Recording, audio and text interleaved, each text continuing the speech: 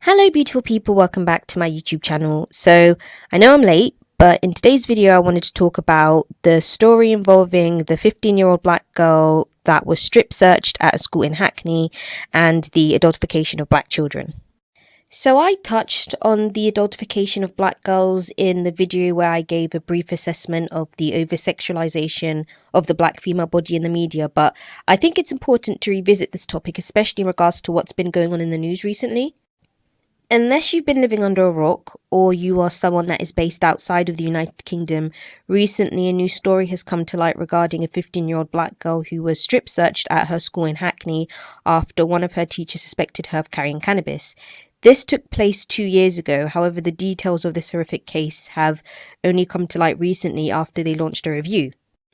So back in late 2020, a 15-year-old black girl, also known as Child Q, was taken out of her exam and was strip searched by the police, who were called to her school after one of her teachers suspected her of carrying cannabis. It was later found that she didn't have any form of drugs on her. Honestly, guys, I just want to keep this short. Firstly, are we really surprised?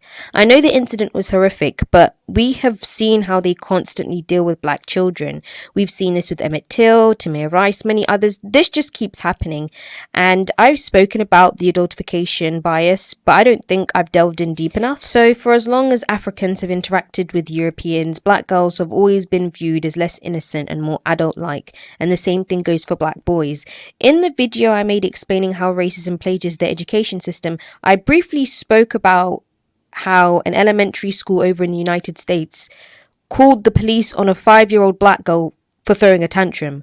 We have all seen white children throw tantrums in supermarkets, schools, on public transport, but I don't see the police being called on their children. An article from The Guardian stated that a 2017 study found that from the age of 5, black girls are viewed as more adult-like throughout all stages of childhood in comparison to white peers. This has increased at age 10 to 14, where they are perceived as more mature, more sexually aware, and less innocent. See, anyway, could this explain why 1 in 4 black girls are sexually abused before the age of 18? The adultification of black girls entertains this idea that black women can't be victims. Another article that I came across described black children as being seen as more street smart. If not all, then most of us can agree that life experiences shape how we navigate the world. Not all the time, but most of the time. Say we went along with this notion. Maybe this could be because black children are aware of the racist system that they live in and are able to recognize that they have to move strategically. They're able to understand that the world won't deal with them the same way that they deal with white children. The long-term effects of adultification may include greater risks of anxiety, depression, substance use, and eating disorders. The Unapologetic Guide to Black Mental Health by Rita Walker states that black boys are twice as likely to suffer higher rates of mental health than white people. Moreover, black children have higher suicide rates. When the adultification bias was examined, one study found that black girls as young as 5 years old were perceived as being less needing of protection and nurturing compared to their white counterparts. Research indicates that black boys are perceived as older and less innocent when compared to their white counterparts. Black boys can be seen as responsible for their actions at an age when white boys still benefit from the assumption that children are essentially innocent. The adultification bias contributes to the continued harm and abuse that black youth face, not just in the hands of law enforcement, but also in the education system, where black women and girls are mistreated, harmed, and abused. It's less likely to be reported on. The article also mentions something interesting. The article said that they tend to humanize white criminals that commit heinous acts. So remember Dylan Roof and the Charleston shootings and how the police bought him Burger King after he had finished shooting innocent people? The article said that black youth are not humanized in the same way. So in other words, water is wet. Of course, there's no doubt in my mind that if the roles were reversed and a black man stormed into a Catholic church and killed 9 white people, he would have been killed. Even when black men aren't armed, they're still ruthlessly killed by the police, and all they have to say for themselves is, well, I thought he had a gun, or it looked like he was reaching for a weapon.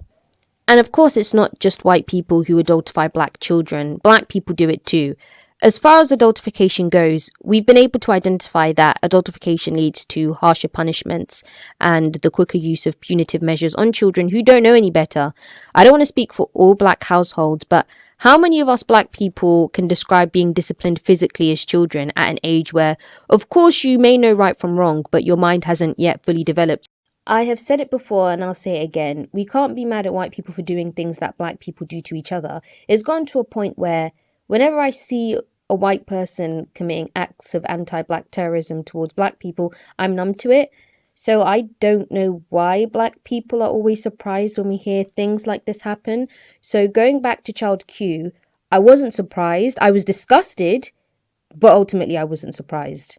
In fact, I said to myself, how long do you think it will take before we hear another story like this happen again? There is no clear-cut solution for this, but for me, I think that only older black people should be left to handle black youths, as there's a cultural element there that just won't be fully understood on the white person's part. Yes, I did say that black people do it too, but I think it's a start given that an older black person would most likely understand a black child better than an older white person, considering that an older black person has been in that younger black person's shoes. Also, there's going to be that sense of familiarity, and as a result of that being the foundation, a young person would most likely open up to somebody that they feel a connection with, a strong bond with. Anyway, guys, thank you for listening. I'm interested to hear what you guys have to say in the comment section down below about this entire situation.